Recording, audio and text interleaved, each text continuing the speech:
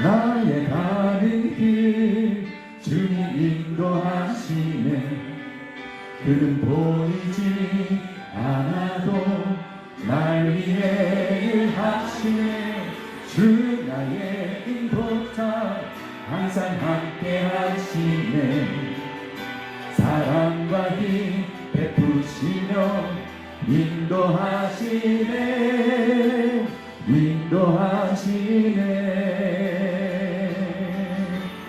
나의 가는 길 주님 인도하시네. 그는 보이지 않아도 날 위해 일하시네. 주 나의 인도자 항상 함께 하시네. 사랑과 힘 베푸시며 인도하시네.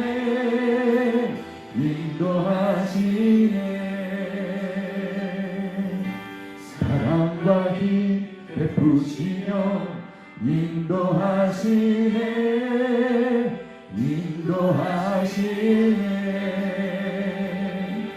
아멘. 우리를 인도하시는 주님께 오늘도 말씀으로 우리를 인도해 주시옵소서. 우리 다 같이 주여 간절히 번 부르짖고 함께 기도하겠습니다. 주여 주여 주여. 할렐루야. 살아계신 하나님 아버지, 주님 우리의 삶을 인도하여 주시는 아버지께 감사와 찬양과 영광을 올려드립니다. 하나님 아버지, 주여 주님이 눈에 보이지 않으셔도 주님 우리의 삶을 충만하고 계시며 우리의 삶을 섭리하고 계시며 우리의 삶을 인도하고 계시는 것을 하나님 아버지 우리가 의심하지 않을 수 있도록 도와주시옵소서. 사랑과 은혜가 풍성하신 하나님, 오늘도 우리에게 말씀하여 주시옵소서.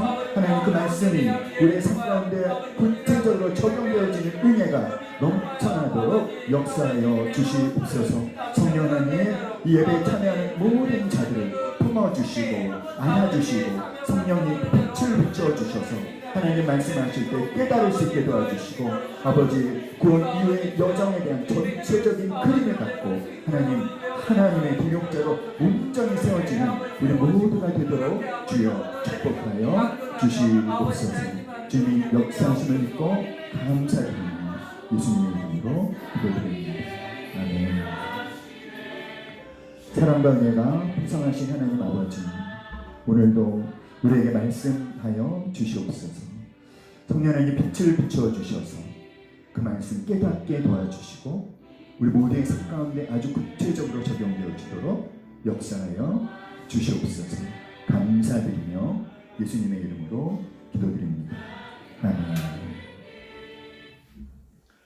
오늘 하나님 말씀은 출애굽기 16장 1절로 5절입니다.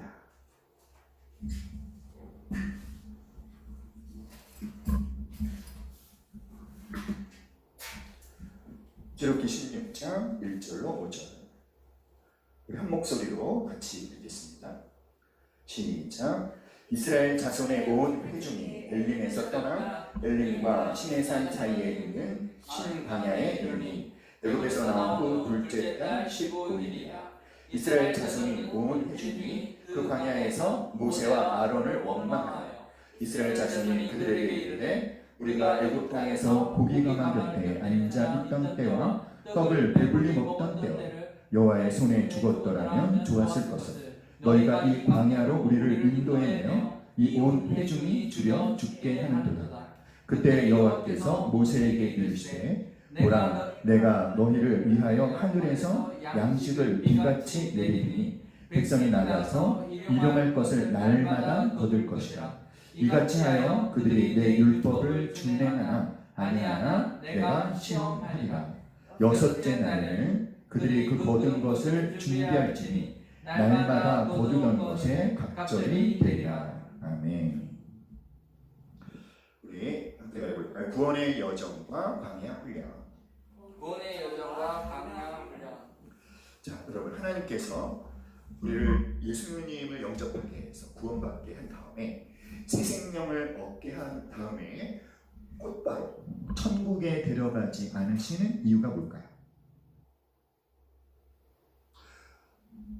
우리가 예수님 믿고 구원받는 것이, 그것이 하나님 우리를 구원하신 목적의 전부라면 우리가 구원받은 다음에 천국으로 곧바로 데리고 가셨을 거예요. 그렇죠? 그런데 우리가 구원받았습니다. 거듭난 후에도 그런데 이 땅에 여전히 살게 하시는 까닭은 그냥 구원받게 해서 천국 갈 수 있게 하는 것이 목적의 전부가 아니냐라는 거죠. 자, 그런데 많은 분들이 이거를 잘 모르는, 예수 믿고 구원받아서 그냥 나 이제 죽으면 천국 갈 수 있게 되었다라는 것으로 만족을 하는데 그것이 전부가 아니다. 그래서 우리는요, 우리가 구원받은 이후의 여정에 대한 전체적인 그림을 갖는 것이 필요합니다. 자, 구원받은 이후의 여정에 대해서 우리가 전체적인 그림을 가질 때 우리에게 어떤 유익이 있을까요? 같이 시작. 미래에 대한 분명한 비전과 목적을 가질 수 있게 된다. 두 번째, 현재 자신의 삶에 일어나는 사건들의 의미를 이해할 수 있게 된다. 세 번째, 현재 자신의 삶에 일어나는 사건들에 대해 하나님이 원하시는 반응을 할 수 있게 된다. 구원받은 이후의 여정에 대한 전체적인 그림을 갖게 될 때 우리는 하나님이 우리를 향해 어떤 목적을 갖고 계신지, 궁극적으로 뭘 이루려고 하시는지를 알게 되죠. 그래서 우리의 미래에 대해서 아주 분명한 비전과 목적을 가질 수 있게 됩니다. 그리고 그 목적을 이루시기 위해서 하나님이 우리 삶 가운데 역사하시거든요. 그래서 현재 내 삶에 일어나는 그 일들의 의미가 무엇인지를 이해할 수 있게 돼요. 언제? 구원 이후의 여정에 대한 전체적인 그림을 가질 수 있을 때. 자, 그 삶의 의미를 이해하게 되면 무엇이 가능해질까요? 올바른 반응을 할 수 있다는 것이죠. 올바른 반응이란 하나님께서 원하시는 반응을 할 수 있게 됩니다. 특별히 고난이 찾아왔을 때 우왕좌왕하지 않고 올바른 반응을 할 수 있게 됩니다. 구원 이후의 여정에 대한 전체적인 그림을 갖고 있지 않은 분들은 거듭나고 난 다음에 우왕좌왕하는 경우들이 많죠. 특별히 무엇이 왔을 때, 고난이 찾아왔을 때 전혀 잘못된 반응을 하는 경우가 많습니다. 그래서 어떤 분이 자신이 과연 구원 이후의 여정에 대한 전체적인 그림을 갖고 있는지 그렇지 못한지를 분별할 수 있는 방법이 있어요. 무엇일까요? 고난이 왔을 때 어떻게 반응하는지를 보면 이분은 구원 이후의 여정에 대한 전체적인 그림을 갖고 있구나. 이분은 그렇지 못하구나라는 것을 알게 되는 거죠. 여러분, 고난은요, 하나님이 역사하시는 환경입니다. 믿으십니까? 고난은 성도의 믿음을 성장시키기 위해서 하나님이 사용하시는 환경이라는 것을 전체적인 그림을 갖고 있는 사람은 그걸 압니다. 그래서 고난이 왔을 때 시험에 들지 않습니다. 고난이 왔을 때 하나님과 멀어지지 않습니다. 오히려 구원 이후의 여정에 대한 전체적인 그림을 갖고 있는 사람은 고난이 왔을 때 하나님과 더 가까워져요. 그런데 구원 이후 하나님 어떤 계획으로 우리의 삶을 이끄시는지, 어떤 목적을 향해 우리 삶 가운데 역사하고 계시는지를 이해하지 못하면 고난이 왔을 때 어떨까요? 시험이 됩니다. 그리고 하나님과의 관계가 멀어지는 거죠. 참 안타까운 일입니다. 때문에 구원 이후에 하나님이 어떤 여정으로 우리 삶을 인도하시고 주관하시고 섭리하시는지 오늘 말씀을 통해 여러분이 아주 전체적인 그 그림을 가지셔야 됩니다. 특별히 저는 여러분 그렇게 말해봅시다. 고난은 하나님께서 역사하시는 환경이다. 있습니까? 아멘. 우리의 믿음을 성장시키기 위해 하나님께서 역사하시는, 우리를 훈련하시는 환경이라는 것을 깨달으실 수 있기를 간절히 기도합니다. 오늘 우리가 출애굽기 16장의 말씀을 읽었는데요. 이 출애굽기는 구원에 관한 책이에요. 구원에는 세 가지 시제가 있죠. 구원의 세 가지 시제, 시작과 그 다음에 과정과 완성. 시작은 칭의라고 부르고요. 과정은 성화라고 부르고 완성은 영화. 완성은 언제 완성이 되는 것이죠? 우리가 영원한 하나님 나라에 가면 우리의 구원이 완성되는 거예요. 그런데 출애굽기가 1장부터 40장까지 되어 있는데 1장부터 12장까지는 칭의에 대한 내용을 다루고 있고요. 13장부터 40장까지는 성화에 대한 내용을 다루고 있어요. 자, 여러분, 출애굽기가 40장인데 1장부터 12장까지면 전체의 몇 퍼센트입니까? 30%가 무엇에 관한 내용? 칭의에 대한 내용. 나머지 70%는 무엇에 대한 내용이다? 성화에 대한 내용이다. 이게 무슨 말을 해주고 있는 것일까요? 출애굽기의 이런 구조가 우리에게 어떤 말씀을 해주고 있는 것이냐면 칭의 받은 것보다 칭의 받은 이후에 성화되는 과정이 더 중요하다라는 것을 말하고 있는 거예요. 여러분, 하나님께서 이스라엘 백성들을 애굽에서 이끌어내셨죠. 어디로 데리고 가시려고 하시는 겁니까? 가나안 땅에 데리고 가서 뭐 하시려고 하죠? 이스라엘 백성들을 가나안 땅에 데리고 가셔서 하나님이 하시려는 것은 하나님의 나라를 세우신 거예요. 가나안 땅을 가득 채우고 있는 죄를 정복하고 거룩한 하나님의 나라를 세우시는 데 있어서 하나님은 하나님의 동역자로 누구를 선택하신 것입니까? 이스라엘 백성들. 자, 그런데 이스라엘 백성들이 가나안 땅에 들어가서 하나님의 동역자가 되어 하나님의 나라를 세울 수 있으려면 함께 말해볼까요? 훈련이 필요하다. 훈련이 필요합니다. 자, 그래서 하나님께서는 이스라엘 백성들을 애굽을 끌고 나오셨죠. 사실은 가나안에 들어갈 수 있는 일주일이나 10일이면 가나안에 들어갈 수 있는 길이 있대요. 그런데 하나님은 그 길로 이스라엘 백성들을 인도하지 않으셨습니다. 어디로 데리고 가셨습니까? 홍해 바다 앞으로 데리고 가셨죠. 그리고 홍해를 아주 기가 막힌 방법으로 건너가게 하신 다음에 이스라엘 백성들을 어디로 끌고 가셨어요? 광야로 끌고 가셨다는 거예요. 자, 출애굽 이후에 여러분 세 장소를 머리에 기록하시기 바랍니다. 따라해봅시다. 홍해, 광야, 시내산. 홍해, 광야, 시내산. 홍해로 인도하시고 나서 광야로 데리고 들어가셨죠. 여러분, 광야는 훈련받는 장소예요. 무엇을 위한? 하나님의 군대가 되기 위한, 하나님의 동역자가 되기 위한 훈련을 받는 환경, 훈련을 받는 장소가 바로 어디다? 이 광야에서 훈련이 끝난 다음에 그들을 하나님의 시내산으로 데리고 가셔서 그들에게 쉽게는 율법을 주시죠. 말씀을 주시죠. 사랑하는 여러분, 하나님의 말씀이 다윗의 고백처럼 꿀송이보다도 더 달게 느껴지고 경험하고 계십니까? 혹시 그렇지 못한 분이 계시다면 따라합시다. 훈련을 아직 덜 받았다. 광야 훈련을 제대로 받은 사람들은 하나님의 말씀을 주실 때 그 말씀이 어떻다? 꿀송이보다도 더 다르게 경험이 되는 거죠.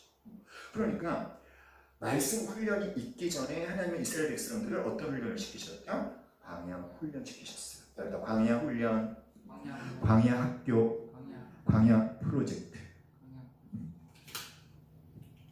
자, 광야 훈련. 오늘의 중심 주제는요, 광야 훈련입니다. 이 광야 훈련. 하나님께서 어떤 것을 훈련하시는 걸까요? 두 가지. 같이 시작.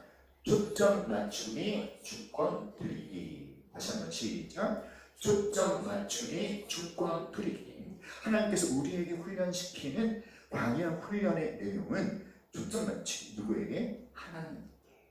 하나님께 초점 맞춤을 훈련. 또 한 가지는 뭐냐면 하나님의 주권을 인정하는 로드십, 주권 드리기. 자, 이 광야에서 어떤 일들이 일어날까요? 우리 지난주에 출애굽기 15장 말씀 여러분 잘 들으셨죠? 거기서 이스라엘 백성들에게 어떤 일이 일어났죠? 사흘길을 걸어갔는데 무엇을 얻지 못했습니까? 물. 물이 있는 오아시스로 갔는데 그 물이 어떤 물이었다? 쓴물. 쓴물을 만나는 이런 인생의 광야 사건을 경험하게 된다는 거죠. 자, 오늘 출애굽기 16장에서는 물을 구하지 못하는 문제가 아니라 어떤 문제가 이스라엘 백성들에게 일어났습니까? 먹을 것이 없어요. 여러분, 물과 양식은 우리의 삶에 어떤 거죠? 우리의 삶의 생존을 위해서 너무나 필요한 것입니다. 특별히 지금 이스라엘 백성들은 어디에 있습니까? 사막에 있잖아요. 사막에 마실 물을 구하지 못한다는 것은 곧 어떻게 되는 것입니까? 죽는 거예요. 물에 있어도 먹을 게 없으면 역시 죽는 겁니다. 자, 그런데 하나님 광야는 무엇을 받는 장소다? 훈련받는 장소. 그러니까 사랑하는 여러분, 하나님께서 저 여러분에게도 그런 인생의 광야를 허락하신다는 거죠. 어떤 사건들을 경험하시게 하십니다. 삶의 기초가 흔들리는 거예요. 삶의 기대가 무너지는 거예요. 가까운 아주 친밀했던 사람이 어느 날 갑자기 원수로 돌변해 버리는 거예요. 내가 의지했던 사람이 나에게 실망을 주는 이런 인생 광야의 사건을 경험하면서 나에게 놀라운 변화가 일어납니다. 아주 반짝스러운 변화가 일어나는 거죠. 사람을 믿고 사람을 의지했던 것에서 방향을 바꿔서 누구에게 나의 시선을 집중하는, 하나님께 모든 시선을 맞추는, 초점 맞추는 그런 놀라운 변화가 일어나는 것입니다. 환경과 사람을 의지했던 내가 환경과 사람을 의지하게 못 되는구나를 광야 사건을 통해 깨닫고 이제 누구만 의지하기로 하나님만 의지하며 내 삶에 허락하신 이 모든 사건이 누구의 주관하에, 누구의 성립 가운데 일어나는 사건이면 하나님의 주관하에 일어난 사건임을 인정하며 하나님이 내 삶의 주이심을 고백하게 된다는 것입니다. 이러한 놀라운 변화, 성장, 성숙이 일어나게 하시려고 하나님이 저와 여러분에게도 뭘 허락하신다? 광야를 허락하시는 거예요. 그럼 광야 훈련을 통과했을 때 여러분 우리 안에는 이제 하나님에 대한 갈급함이 생깁니다. 말씀에 대한 갈급함이 생깁니다. 광야 다음에 그 다음에 어디로 데리고 가셨다? 시내산. 시내산에 데리고 가셔서 뭘 주십니까? 말씀을 주시죠. 자, 함께 읽어봅시다. 광야 훈련에 대해 사람을 믿고 시작. 사람을 믿고 의지했던 것에 대해 실망하여 하나님께 시선을 두게 되고 환경을 의지했던 내가 하나님이 내 삶의 주인이심을 고백하게 된다. 사랑하는 여러분, 혹시 여러분 지금 광야의 사건을 아주 대통 경험하고 계십니까? 그러면 여러분이 뭘 해야 되는지 오늘 말씀을 통해 깨달으시기 바랍니다. 무엇을 하셔야 돼요? 세상을 바라보지 말고 환경을 의지하지 말고 누구에게 초점을 맞춰라? 하나님께 시선의 변화, 모든 시선을 하나님께 집중하라. 할렐루야. 그러면서 여러분이 정말 받아들이기 어려운 내가 기뻐할 수 없는 그런 사건이라 할지라도 이것 또한 누가 나에게 허락하셨다? 하나님께서 필요하기에 허락하신 사건이다. 하나님의 주권을 인정하는 결단, 믿음의 결단을 하셔야 되는 것입니다. 아시겠죠? 사랑하는 여러분. 자, 13장부터 14장까지가 성화 70%를 차지한다고 했어요. 자, 세 개의 장소를 기억하자고 했죠. 첫 번째가 홍해, 그 다음에 광야, 그리고 나서 어디로? 시내산. 자, 홍해, 여러분, 사도 바울은요, 이스라엘 백성들이 홍해를 건너는 사건을 이스라엘 백성들이 공동체적으로 세례받은 사건으로 해석을 합니다. 여러분, 세례가 뭐죠? 세례가 무엇입니까? 옛사람은 죄의 종로를 타던, 마귀의 종로를 타던, 육체 욕심의 종로를 타던 옛사람은 죽고, 그리고 예수님을 주인으로 모신 새 사람으로 다시 살아나는. 그래서 홍해를 건넌다는 것은 따라합시다. 자기 죽음, 자기 부인. 나는 죽고 누가 내 안에서 살아나지? 예수님이 살아나지. 할렐루야. 그 다음에 광야에서의 훈련의 내용은 두 가지라고 했죠. 다 같이 시작. 초점 맞추기, 주권 드리기. 시내산에 가서 하나님께서 십계명 말씀을 베풀어 주셨는데, 이 십계명은 다른 식으로 말하면 하나님의 자기 계시다라고 할 수 있어요. 이 십계명에는 무엇이 담겨져 있습니까? 하나님의 사상, 하나님의 가치, 하나님의 원칙, 하나님의 통치 원리가 담겨져 있는 거죠. 사랑하는 여러분, 제가 중요한 것을 한 가지 말씀드릴까요? 뭐냐면, 자, 우리가 예수님을 믿었습니다. 우리가 예수님의 피로 물과 성령으로 거듭났습니다. 그런데 거듭난 성도가, 거듭난 신자가 어떤 훈련? 자기 부인의 훈련, 그리고 광야 훈련, 그리고 말씀 훈련을 받지 않으면 어떻게 될까요? 거듭나기는 했지만 자기 부인의 훈련, 광야 훈련, 말씀 훈련을 받지 않으면, 사랑하는 여러분, 예수는 믿고 교회를 다녀도 어떤 원리를 따라 사냐면, 이스라엘 백성들이 애굽에 종노를 했을 때 거기를 다스리고 있었던 바로의 원리, 애굽의 원리, 이 세상의 원리를 따라 살 수밖에 없다는 거예요. 교회를 다니지만 자신의 삶을 경영할 때는 어떤 원리를 따라간다? 세상의 원리를 따라가는 것입니다. 그래서 거듭나기는 했지만 훈련되지 않은 사람은 또 교회 생활, 신앙생활을 하면서 세상의 원리를 교회에 적용하려고 해요. 그게 어떻게 될까요? 교회가 힘들어지고 어려워지게 되는 것입니다. 그러므로 여러분, 우리에게 어떤 훈련이 필요하다? 거듭난 것이 전부가 아니죠. 거듭난 다음에는 따라합시다. 자기 부인의 훈련, 광야 훈련, 말씀 훈련.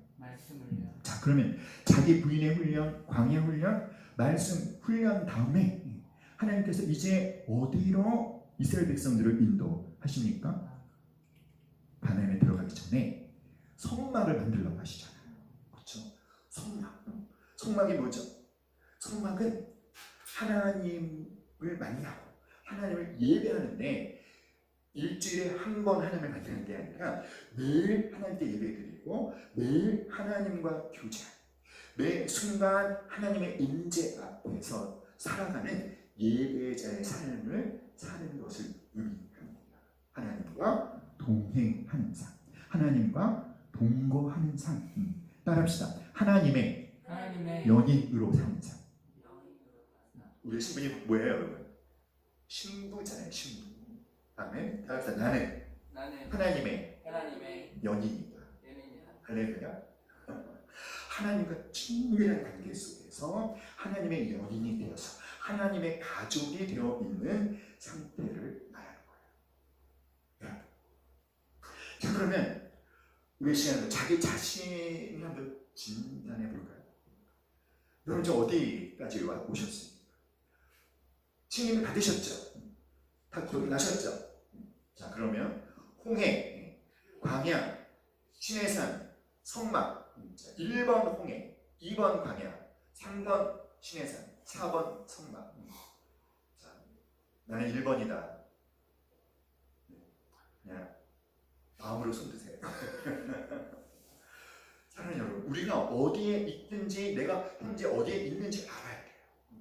그래야 거기서부터 다음 단계로, 내가 어떤 단계로 가야 되는지를 알 수 있는 겁니다. 아시겠죠? 그러나 우리가 이 전체적인 이 구원 이후의 여정에 대한 이해를 할 필요가 있다는 거예요. 이것이 하나의 과정이구나.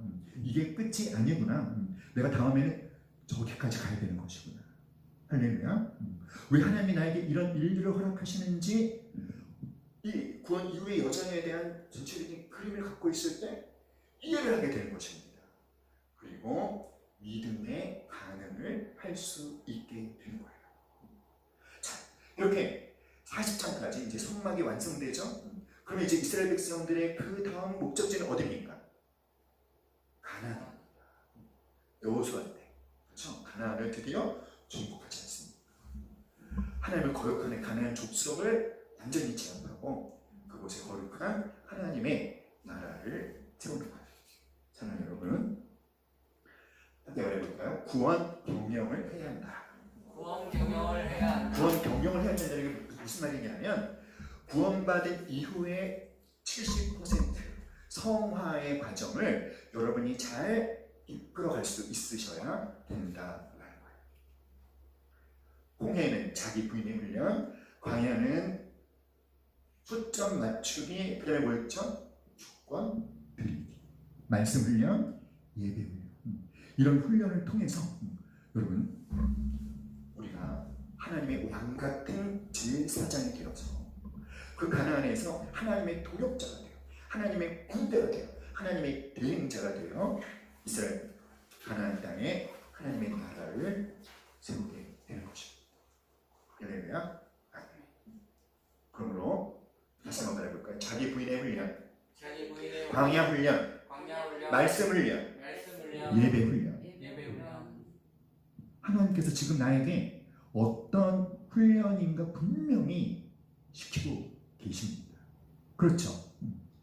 그걸 여러분 아셔야 돼요. 깨달으셔야 돼요. 아, 하나님 지금 나에게 광야 훈련을 시키고 계시는구나. 아, 하나님 지금 나에게 말씀 훈련을 시키고 계시는구나. 아, 하나님이 지금 나에게 예배 훈련을 하라고 하시는구나. 또는 이 훈련을 다 받았다면 그때는 뭘 해야 됩니까? 하나님의 동역자가 되어 구체적으로 이 세상에 하나님의 나라를 세우는 하나님과의 동역을 실천하셔야 돼요. 할렐루야. 자, 오늘 우리가 읽은 이 출애굽기 16장의 본문은요, 두 번째 광야에서 두 번째 광야, 신광야에서 일어난 사건인데요. 자, 여기서 하나님 이스라엘 백성들을 또 훈련시키십니다. 어떤 훈련을 시키신 것이고, 그리고 우리 삶에 어떻게 적용해야 되는지. 자, 16장 1절에 보면 애굽에서 나온 지 두 번째 달 15일에 그들에게 어떤 문제가 일어났나 하면은 먹을 것이 없게 되었어요. 자, 우리 출애굽기 16장 3절 함께 읽습니다. 시작.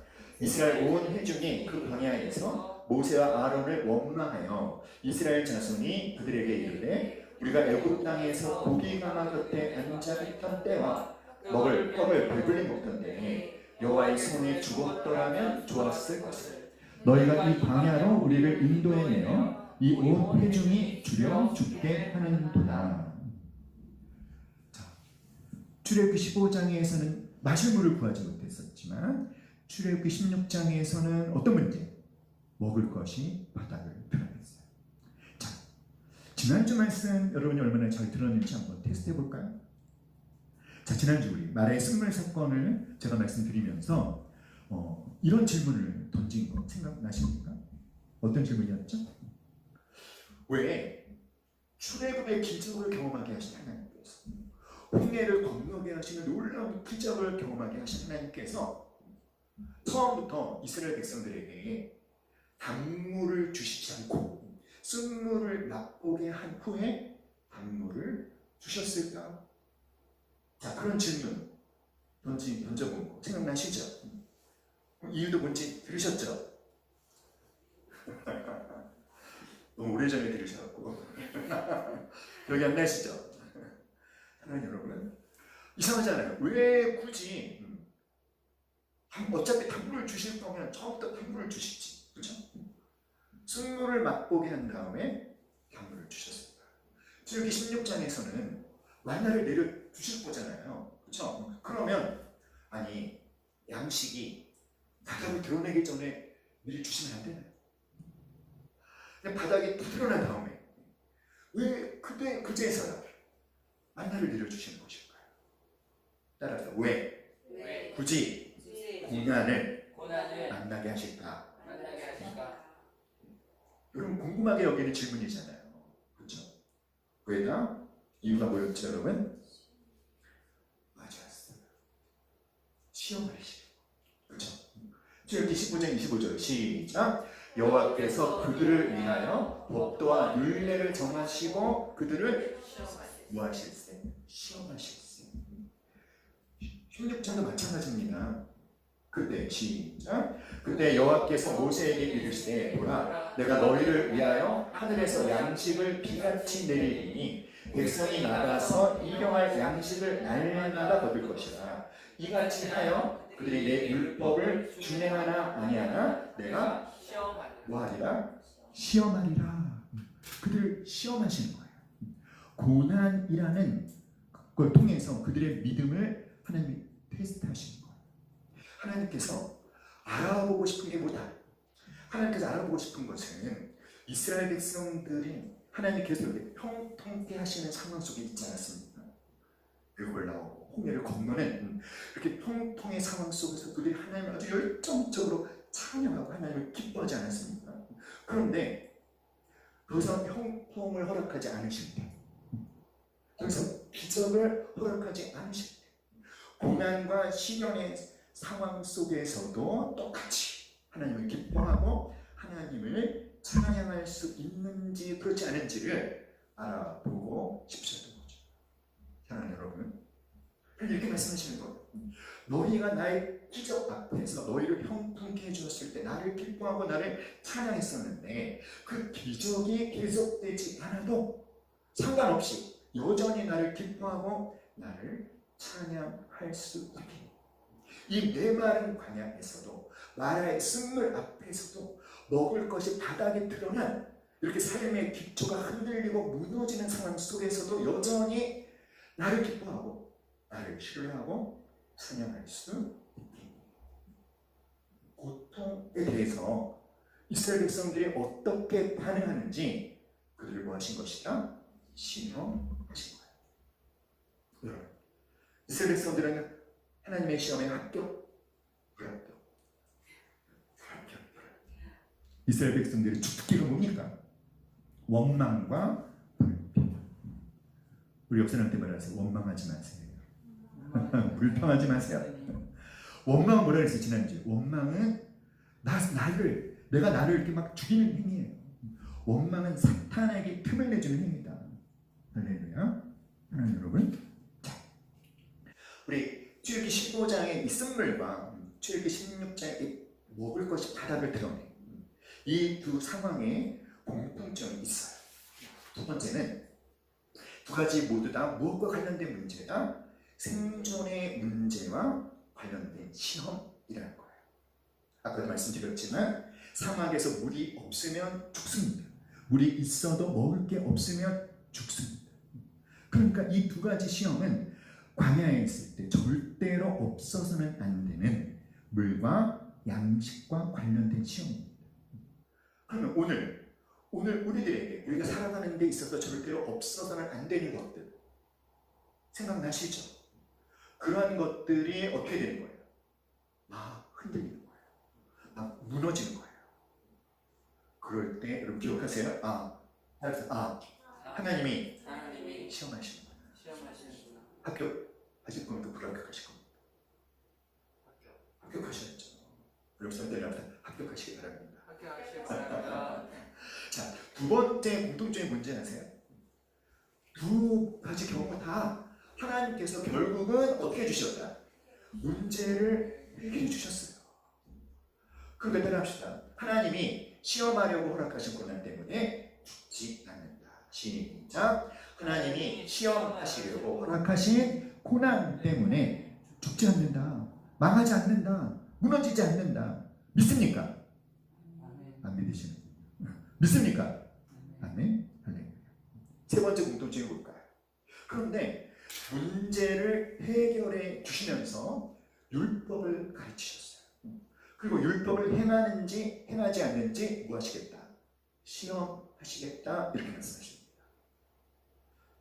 자, 15장, 16장 두 상황의 공통점 세 가지 다시 한번 정리해 봅시다. 시작. 생존의 문제와 관련된 시험이었다. 하나님은 문제를 해결해 주셨다. 문제를 해결해 주시며 율법을 가르치셨고 율법을 행하는지 행하지 않는지 시험하겠다고 말씀하셨다. 자, 너무 빨리 올라왔습니다. 그럼 도대체 하나님이 무엇을 가르치고 계시는 걸까요? 하나님께서 뭘 가르치고 계시는 걸까요? 같이 시작. 물과 양식의 문제보다, 즉 목숨보다 더 중요한 것이 있다. 그것은 하늘에서 내려온 양식, 즉 예수님과 말씀이다. 하나님 이걸 가르치고 싶은 거예요. 하나님의 백성들에게는 육신의 생존과 관련된 물과 양식의 어려움보다, 즉 목숨보다 더 중요한 것이 있다는 것이죠. 하나님의 백성들은 떡과 물의 문제보다 더 중요한 문제가 있다고 가르친 겁니다. 그것이 무엇입니까? 하늘에서 내려온 양식, 바로 예수님과 하나님의 말씀이라는 거예요. 이 땅의 생명에 필요한 것이 물과 양식이라면 하늘에 속한 생명을 가진 자들에게 필요한 것은 무엇이다? 예수님과 말씀이라는 거예요. 물과 성령으로 거듭난 하나님의 백성들은 육신의 생명만 갖고 있는 존재가 아닙니다. 육신의 생명을 위해서는 물과 떡이 필요하죠. 그런데 이 땅의 생명뿐만 아니라 하나님이 주신 생명, 영생을 가진 자, 새 생명을 가진 자는 이제 어떤 존재가 된 것이다? 물과 떡으로만은 절대로 살 수 없는 존재가 된 것이다. 무엇으로 사는 존재가 된 것이다? 하나님의 입에서 나오는 말씀으로 사는 존재가 되었다는 것을 가르치고 싶으신 거예요. 사랑하는 여러분, 출애굽기 15장에서도 출애굽기 16장에서도 물과 떡의 문제를 결국 해결해 주시면서, 그 문제를 해결해 주시면서 뭘 가르치셨다? 율법을 가르치셨어요. 그리고 출애굽기 20장에서 드디어 그 유명한 무엇을 주십니까? 십계명을 주시죠. 여러분, 하나님이 주신 율법을 지키지 않으면 어떻게 됩니까? 십계명을 어기면 어떻게 되죠? 죄삭은 사망이요, 하나님의 심판을 받게 됩니다. 율법을 어기는 자들은 지금 무엇을 향해 가고 있는 거예요? 하나님의 심판을 향해 가고 있는 거예요. 물이 없어서 막 원망하고 불평하는 이스라엘 백성들에게, 먹을 것이 없어서 원망하고 불평하는 이스라엘 백성들, 왜 그런 원망을 합니까? 그들에게 어떤 확신이 있는 거죠? 우리 광야에 있는 우리들에게는 뭐가 절대적으로 필요하다? 물과 양식이 절대적으로 필요하다는 것은 아주 찰떡같이 믿고 있는 이스라엘 백성들에게, 그런데 너희가 하나님의 심판에서 구원받으려면 너희에게 무엇이 필요하다? 하나님의 생명, 영원한 생명이 필요하다는 것을, 그 영생이 필요하다는 것은 왜 놓치며 살고 있느냐 물어보시는 것입니다. 여러분, 하필이면 하나님께서 이스라엘 백성들이 가장 목마를 때, 이스라엘 백성들이 가장 굶주려 있을 때, 가장 배고플 때, 왜 이스라엘 백성들에게 물과 양식을 주시면서 율법을 가르치셨을까요? 그것은 물과 양식이 떨어져서 육신의 죽음에 대한 공포에 사로잡힌 자들에게, 그 육신의 죽음을 두려워하는 자들에게 그 육신의 두려움보다 더 무서운 죽음, 더 끔찍한 죽음, 어떤 죽음? 영원한 죽음, 하나님의 심판이 있다라는 사실을 가르치고 싶으셨던 거예요. 사랑하는 여러분, 그러니까 여러분, 우리가 이 땅에서 살면서 그런 사람들이 있지 않습니까? 떡과 물을 아주 풍성하게 누리며 사는 사람들이 있지 않습니까? 그런데 떡과 물이 풍성한 삶을 살지언정 하나님이 내려주시는 생명, 하나님의 말씀을 풍성히 먹지 못하는 자는 그 떡과 물의 풍성함이 어떤 것이다? 결국 아무 의미가 없는 것임을 말씀하고 있는 것입니다. 사랑하는 여러분, 그러므로 우리가 이 땅에 살아있는 동안에 반드시 가져야 되는 것이 무엇이죠? 예수 그리스도를 주인으로 모셔서 하나님이 주시는 그 영원한 생명, 예수님이 주시는 영원한 생명을 가져야 되는 것입니다. 할렐루야. 여러분은 어떻습니까? 여러분은 예수님을 주인으로 모셨죠. 영원한 생명을 받으셨나요? 할렐루야. 여러분 안에 하나님의 생명이 있습니까? 그럼 당신 오늘을 무엇으로 살고 있냐라는 질문을 던지고 싶어요. 그럼 당신은 무엇으로 오늘을 살고 있습니까? 떡과 물로 살고 있습니까? 예수님과 말씀과 성령님으로 살고 있습니까? 영생을 얻었다고 스스로 자부하면서 그런데 여전히 이 땅의 떡과 양식만 구하고 이 땅의 떡과 물에는 굶주려 목말라 하면서 그렇게 떡과 물로 살면서 예수님에 대해서는 말씀에 대해서는 떡보다 물보다 덜 구하고 있는 더 소극적으로 구하고 있는 그런 삶을 살고 있지는 않은지. 사랑하는 여러분, 하늘의 생명을 가진 자라면 나는 어떤 존재가 된 것이다. 물과 떡만으로는 살 수 없는 존재가 된 것임을 깨달으십시오. 할렐루야. 나는 이제 무엇으로 살아야만 되는? 예수님과 말씀과 성령님으로 살아야 돼. 떡과 물에 대한 목마름보다 예수님에 대한 목마름, 말씀에 대한 배고픔, 성령님에 대한 갈증이 더 커질 수 있기를 주님의 이름으로 간절히 축원합니다. 광야에서 물과 떡이 떨어졌을 때 그것에 대해서 너무나 간절히 구하고 찾았던 이스라엘 백성들의 모습이 오늘의 우리의 모습에서는 하나님에 대해서 전심으로 찾고 전심으로 예수님을 찾고 전심으로 성령님을 구하고 전심으로 말씀을 찾는 그런 정말 하나님이 기뻐하시는 하나님의 백성들의 모습이 다 되시길 주님의 이름으로 축원합니다. 우리 출애굽기 16장 31절 한번 읽어볼까요? 출애굽기 16장 31절 시작. 이스라엘 족속이 그 이름을 만나라 하였으며 가시같이 희고 맛은 꿀 섞은 과자 같았더라. 그리고 35절도 읽겠습니다. 시작. 사람이 사는 땅에 이르기까지 이스라엘 자손이 40년 동안 만나를 먹었으니 곧 가나안 땅 적경에 이르기까지 그들이 만나를 먹었더라. 만나. 아침에 자고 일어나면요, 그 텐트 주변에 만나가 내렸어요. 그런데 색깔이 어땠다? 희었습니다. 그래서 이스라엘 백성들이 이렇게 물어봤어요. 따라서 What is this? 이게 뭐지? 그런데 그게 이름이 된 거예요. 만나, 만후. 히브리어 어떤 뜻이냐면 이게 뭐야? 한번 해볼까요? 다 같이? 이게 뭐야? 이게 뭐야? 그게 이름이에요. 만나. 만나가 그런 뜻이에요. 이게 뭐지? 근데 그게 이름이 된 거예요. 자, 이 만나를 주시면서 하나님 우리에게 깨닫게 하고 싶은 게 있어요. 다 같이 시작. 인생은 무엇으로 사는 것이다? 위로부터라도 하나님께서 부어주시는 은혜가 있어야 살 수 있게 하는 것이죠. 사랑하는 여러분, 출애굽기 16장 4절을 볼까요? 자, 여기서 여러분이 어떤 부분에 영감을 받으시고 어떤 부분에 감동을 받으셔야 되냐면, 자, 출애굽기 16장 4절 시작.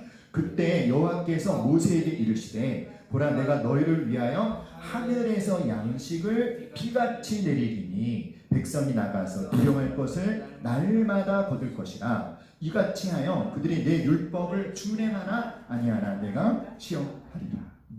만나는 어디에서 내려왔어요? 하늘에서. 하늘에서는 누가? 하나님께서. 할렐루야. 사랑하는 여러분, 우리 혼자 힘으로 열심히 산다는 게 최선이 아니에요. 우리가 해야 될 최선을 다 해야 되지만 여러분 인정하시기 바랍니다. 나에게는 하나님이 부어주시는 은혜가 절대적으로 필요합니다. 아멘. 온갖 좋은 은사와 온전한 선물이 다 위로부터 빛들의 아버지께로부터 내려오나니 그는 변함도 없으시고 회전하는 그림자도 없으시니라. 할렐루야. 온갖 좋은 은사와 온전한 선물이 어디로부터? 위로부터. 누구로부터?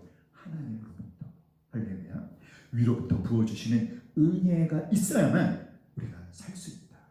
사랑하는 여러분, 특별히 사방으로 우겨쌈을 당한 것 같은 막막한 순간에도 따라합시다. 하나님을 향한 통로는 하나님을 향한 통로는 열려져 있다. 열려져 있다. 할렐루야. 구하십시오. 하나님이 부어주실 것입니다. 만나의 교훈 두 번째는 뭘까요? 시작. 예수 그리스도와 말씀을 상징한다.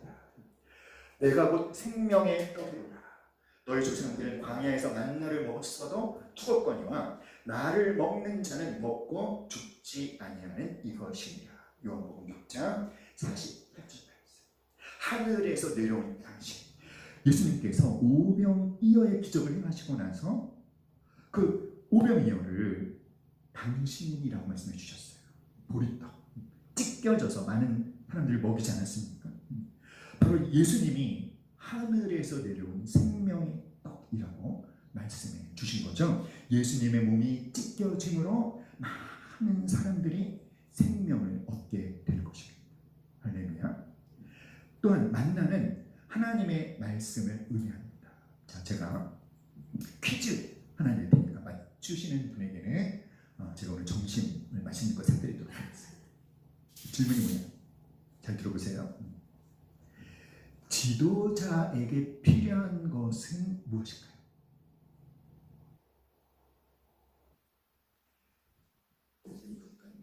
지도자에게 필요한 것은 무엇일까요? 자, 5을 세겠습니다.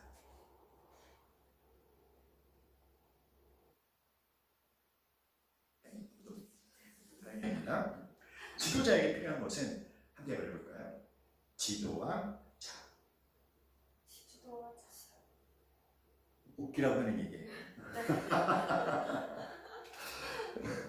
지도자에게 필요한 것은 지도와 자다. 여러분, 사막에서는요 지도가 필요 없답니다. 왜일까요? 사막에서는 지도가 필요 없어요. 왜냐하면 그 모래의 언덕이 매수가 바뀐대요. 지형이. 그러니까 지도가 있어봤자 아무 쓸모가 없는 거죠. 하지만 그래서 사막에서는 뭘 갖고 가야 되냐면 나침반을 갖고 가야 돼요. 지도를 따라가지 말고 나침반을 갖고 가야 됩니다. 사랑하는 여러분, 우리의 인생이 광야 같지 않습니까? 이 광야 같은 인생에서 나침반의 역할을 하는 것이 바로 하나님의 말씀인 줄 믿습니다. 여러분, 이 말씀을 먹으시기 바랍니다. 어떻게? 이스라엘 백성들이 만나를 먹은 것처럼 어떻게? 매일 먹어야 합니다. 할렐루야. 따라해 볼까요? 하나님의 말씀을 매일 먹어야 합니다. 아멘. 자, 순종이 축복이다. 다 같이 시작. 순종이 축복이다. 만나를 통해 하나님이 우리에게 가르치시는 가르침이 바로 순종이 축복이다. 이거예요. 자, 만나를 주시면서 이렇게 명령하셨어요. 너희 인수대로 매 명에 한 오멜씩 취하라. 그러니까 한 오멜 이상 취할 것도 없고 한 오멜 이하도 취할 것도 없고 각 사람이 딱 얼만큼씩만 취해라. 한 오멜치만 취해라. 근데 어떤 사람들이 있었을까요? 어떤 사람은 욕심을 내서 막 두 오멜, 세 오멜 취한 사람이 있었겠죠. 어떤 사람은 행동이 느려서 반 오멜밖에 거두지 못할 수도 있었겠죠. 그런데 출애굽기 16장 18절을 한번 볼까요? 18절을 보면 오멜로 되어본즉 많이 거둔 자도 남음이 없고 적게 거둔 자도 부족함이 없이 각 사람은 먹을 만큼만 거두었더라. 아주 신기한 일이 일어난 겁니다. 어떤 사람은 두 오멜, 세 오멜 갖고 왔는데 자기한테 필요한 양을 먹으면 남는 게 있게 없다. 없어요. 분명히 적게 갖고 왔는데 자기에게 필요한 만큼 먹을 수 있는 양이 됐다는 거죠. 반 오멜을 갖고 와도 한 오멜의 역할을 하게 하셨다는 거예요. 신기하지 않습니까? 그러니까 이상하게 두 오멜 가지고 와서 장막에 가보면 한 오멜밖에 남지 않아요. 반 오멜 가져와서 부족할 것이라고 생각했더니 그것이 또 한 오멜이었다는 것입니다. 그러니까 많이 거두어도 남는 것이 없고 모자라게 거두어도 모자람이 없는구나. 하나님의 말씀에 한 사람이 한 오멜 거두라고 하면 그 말씀에 순종하면 그것이 행복이고 축복이구나 라는 것을 배우라. 할렐루야. 아멘. 두 번째 19절 읽어봅시다. 19절 시작. 모세가 그들에게 이르기를 아무든지 아침까지 그것을 남겨두지 말라 하였으나, 두 번째는 뭐예요? 아침까지 남겨두지 말아라. 그런데 어떤 사람이 있었을까요? 아침까지 남겨두지 말라는 것은 하나님이 뭘 약속하시는 겁니까? 그 다음날 필요한 만나면 다음날 주시겠다는 거잖아요. 근데 어떤 사람이 있었겠어요? 그걸 나를 믿지 못하는 사람이 있었겠죠. 그럼 어떻게 하는 겁니까? 남겨두는 거예요. 어떻게 되었다? 어떻게 되었다? 썩어버리는 겁니다. 불편한 겁니다. 자기 텐트만 더럽히는 겁니다. 할렐루야. 사랑하는 여러분, 그러니까 이 만나를 통해서 하나님께서 우리에게 가르치시는 게 뭐다? 그같이 순종하면 축복이요, 불순종하면 손해다. 할렐루야. 그다음에 만나를 주시면서 하나님 이스라엘 백성들에게 어떤 훈련을 시키고 계시는 거예요.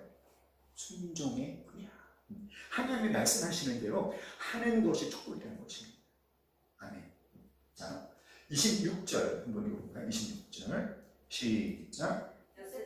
너희가 그것을 거두되 일곱째 날은 안식일인즉 그날에는 없으리니. 자, 그러니까 안식일 전날 여섯째 날에는 몇 오멜씩 거두라. 후 오멜씩. 그 얘기는 무슨 말이에요? 안식일에는 하나님의 만나를 주신다 안 주신다? 안 주신다는 거죠. 안식일을 미리 여섯 번째 날 준비하라는 것입니다. 자, 그럼 우리 가운데 꼭 이 말을 또 안 들을 법한 사람이 누가 있을까요? 손을 들어서 하나 둘 셋 가르쳐 볼까요? 하나 둘 셋. 나 아닐까요? 나?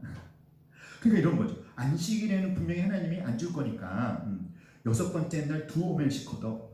그랬는데 에이, 설마 주시겠지 하고 한 오멜만 거두면 안식일에는 어떻게 되는 겁니까? 굶는 거죠. 그러니까 하나님 지금 이스라엘 백성들에게 만나를 주시면서 또 하나님 뭐하고 계셔요? 훈련하고 계셔요. 어떤 훈련? 순종의 훈련. 할렐루야. 하나님 여러분, 쓴물을 단물로 바뀌어지게 하는 것도 무엇임을 우리가 지난주에 배웠죠? 순종. 믿습니까? 사랑하는 여러분, 순종이 축복이다. 시작. 순종이 축복이다. 세 가지죠. 함께 해볼까요? 시작. 인생은 위로부터의 은혜로 사는 것이다. 예수 그리스도와 말씀을 상징하고, 그리고 무엇이 축복이다? 순종.